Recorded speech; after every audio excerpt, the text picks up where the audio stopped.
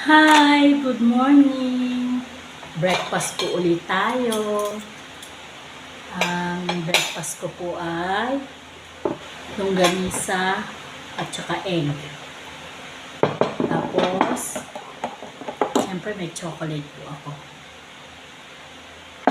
Tsaka yung avocado na ginawa ko na para siyang ice cream.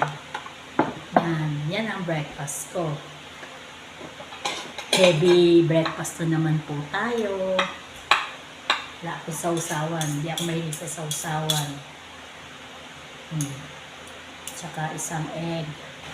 Yan lang pwede na sa akin yan. Breakfast. Pero unahin ko na syempre yung chocolate ko. As usual, tulog pa rin yung apo ko tsaka yung anak ko. Yung isang apo ko kasi pumasok na sa school. Kaya kakain na uli ako bago magasing yung apo ko, natulog. Si Bossing mamaya pagigising yun, mga 11. Ayun.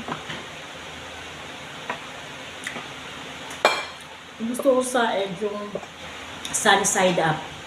Ayoko yung luto yung yellow. Gusto ko yung malabsa siya. Ako lagi na lang ako. Sa bagay, breakfast lang naman.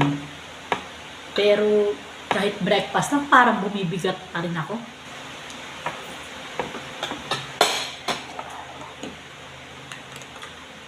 Energen.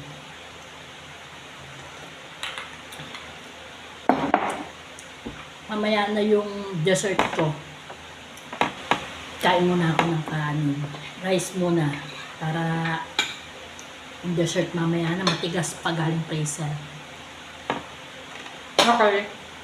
Tapusin ko na yung pagkain ko. Bye-bye.